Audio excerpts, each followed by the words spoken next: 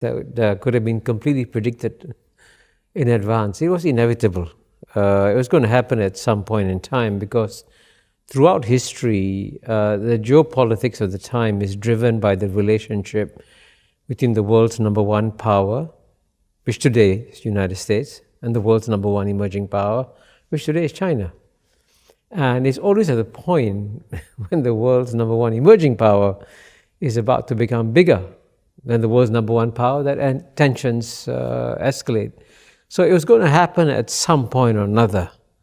And you can never tell exactly how it's going to happen, when it's going to happen, which is why I'm actually writing a book on US-China relations this year. But what triggered it this year was, on the one hand, it was Donald Trump, who's got rather strange views on trade. He would not pass an Economics 101 exam on trade, and yet, despite the fact that his views on trade are so wonky, everybody supports him.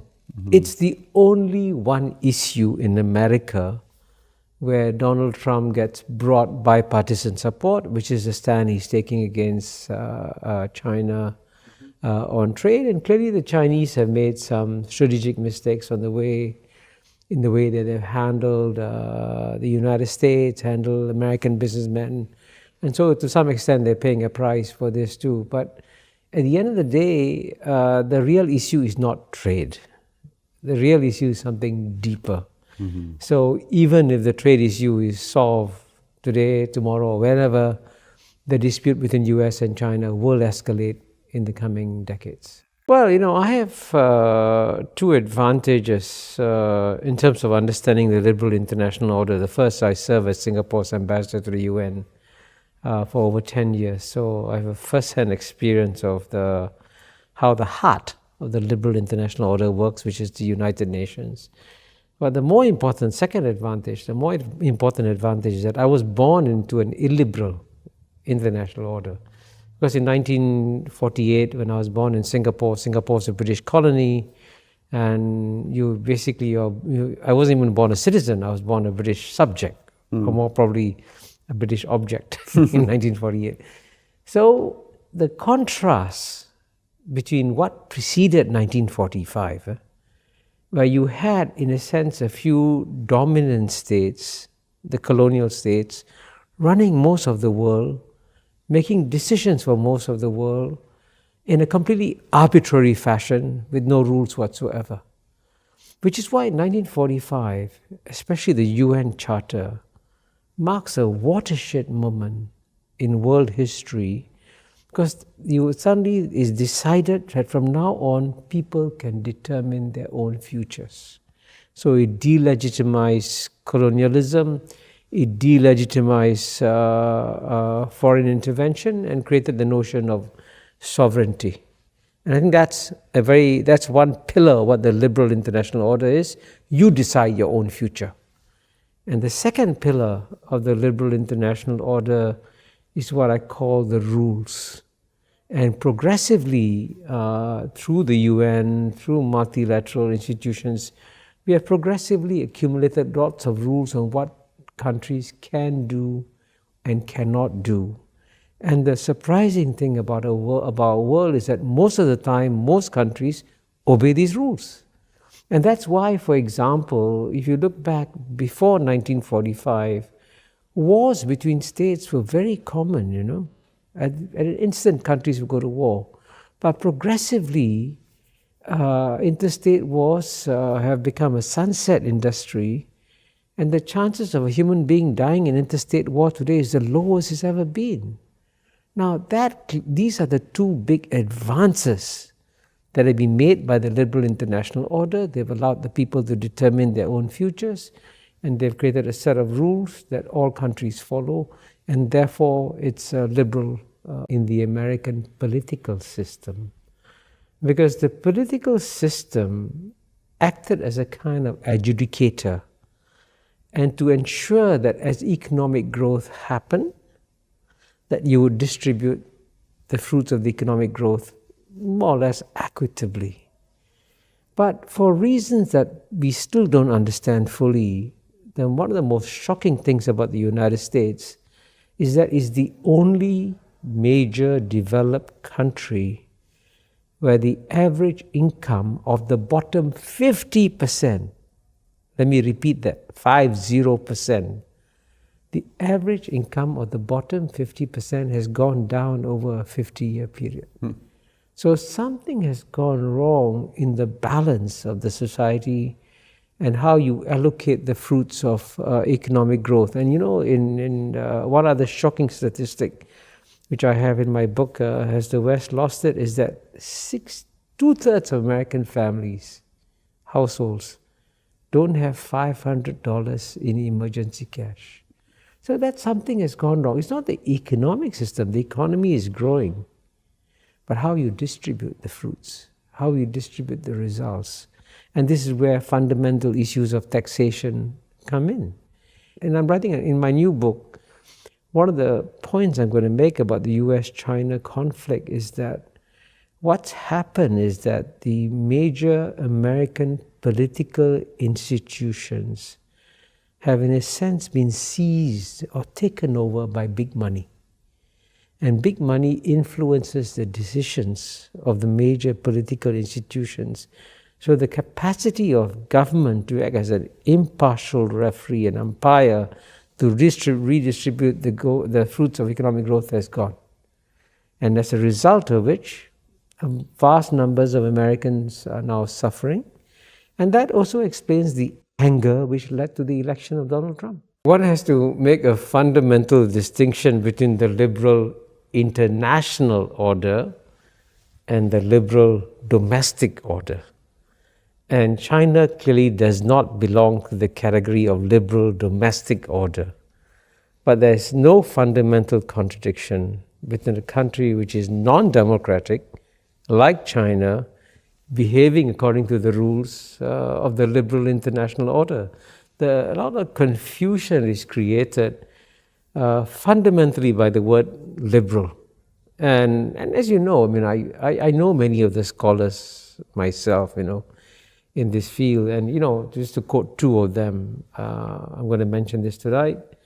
The leading realist thinker in America is John Mearsheimer. I just said, John, can I quote you as saying that America is a bigger threat to the liberal international order than China? He said, Kishore, go ahead. So I have his permission. And then look at the recent statement that John Eikenberry has made. Eikenberry is probably the leading writer on the liberal international order issues. And he said, I never thought I would see the day when the liberal international order will be killed not by murder, but by suicide. So it is the proponents of the liberal international order of the United States, which are the primary killers of the liberal international order, because the United States is walking away from the constraining rules that exist, that have been developed in the liberal international order. So the paradox we have in the world today is that China is not a democracy, America is a democracy, but it's a democracy that is a bigger threat to the liberal international order than a non-democracy. The Western media and thinkers becoming progressively more and more negative about China's track record in the past few decades is that if you ask the Chinese people from their point of view, since Chinese history began, which have been the best 30 years China has ever had in the last 3,000 years. And the best 30 years that Chinese people have had has been the past 30 years. Because you've seen this dramatic removal of poverty, 800 million people rescued from absolute poverty. And when I first went to China in 1980, people in China couldn't choose where to live, where to work, what to wear, where to study, and certainly no Chinese could travel overseas. That was 30 years ago. Actually now closer to 40. Now, you go to China, people can choose where to live, where to work, what to wear, where to study. And amazingly enough, for a communist gulag state, like the Soviet Union used to be, which allowed zero tourists. Each year from China, 134 million Chinese leave China freely and travel overseas. And guess what? They come and back. Amazingly, 134 million Chinese who could choose to stay overseas, return to China freely.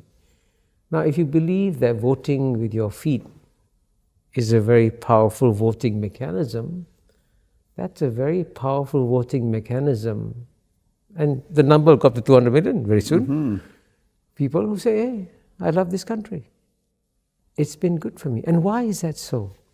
And so I think the fundamental problem in Western perceptions of China is that Western minds have become trapped in a time bubble, an artificial time bubble of 200 years of Western domination of world history, which is coming to an end, and therefore are unable to enter into other thought bubbles which exist in a very different, with a very different worldview. And from the Chinese point of view, one clear lesson of 2,200 years of continuous Chinese history is that when the center is weak, the people suffer.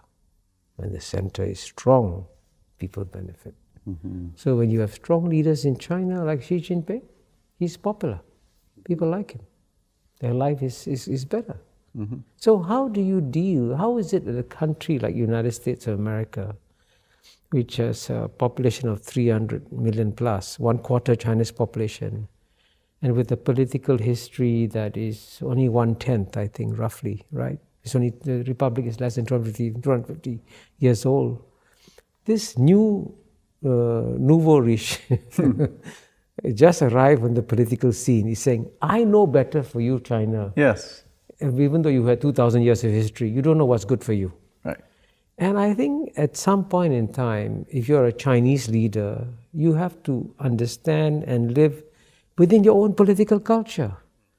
And there are tremendous constraints about running China, because each day that China stays together, each day, 1.4 billion people working together, is a miracle. It's incredibly hard work.